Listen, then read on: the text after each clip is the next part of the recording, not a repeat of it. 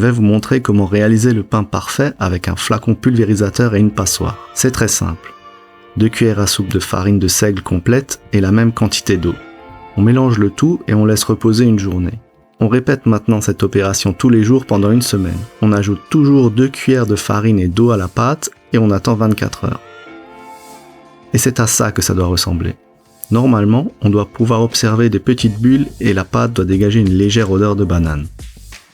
C'est aussi simple que ça. On passe maintenant à la deuxième étape. On mélange 100 g de farine de blé complet avec 150 ml d'eau et on ajoute 2 cuillères à soupe de levain. On met ensuite le levain au four avec la lumière allumée. Non pas qu'il ait peur du noir, mais la lampe permet au four de se réchauffer à environ 30 degrés. On laisse à nouveau reposer toute la nuit et le lendemain, on mélange avec de l'eau et cette fois-ci de la farine blanche de type 55 pour obtenir la pâte à pain. La texture est très collante, c'est pourquoi j'utilise un grattoir à pâte pour plier la pâte de l'extérieur vers l'intérieur. Après 5 minutes, tout est bien mélangé et on remet la pâte au four à 30 degrés. Je veux le pain parfait, c'est pourquoi j'ajoute une touche perso. Je mélange des carottes cuites à l'étouffée avec de l'oignon, des tomates séchées et du romarin, le tout finement haché. Après 30 minutes, je sors la pâte du four. Elle a bien levé et je peux maintenant la pétrir avec les légumes, 2 cuillères à soupe de sel et un filet d'eau. Là encore, il faut la travailler de l'extérieur vers l'intérieur. Tournez le saladier pour vous faciliter la tâche. Après l'avoir laissé un peu reposer, on passe au pliage. Je mets une bonne dose de farine sur le plan de travail, puis vient la pâte. Je l'étire maintenant dans le sens de la longueur et je la replie. Encore et encore. Avec quelques pauses de temps en temps, le pain n'en sera que meilleur. Pour finir, je replie les bords vers le centre pour lui donner une forme ronde.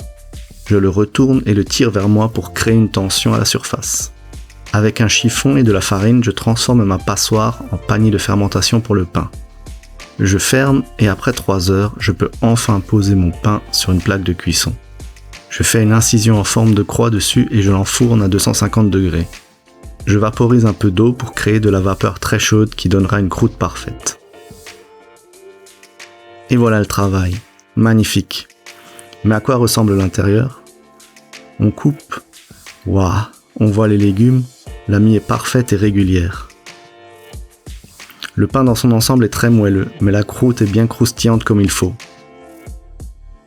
Il faut que je le goûte tout de suite. Un peu de fromage, de la ciboulette fraîche, du poivre. C'est tout ce qu'il me faut pour être heureux.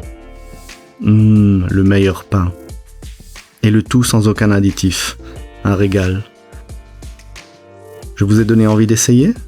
Faites-moi savoir dans les commentaires si cette recette vous rend aussi heureux que moi.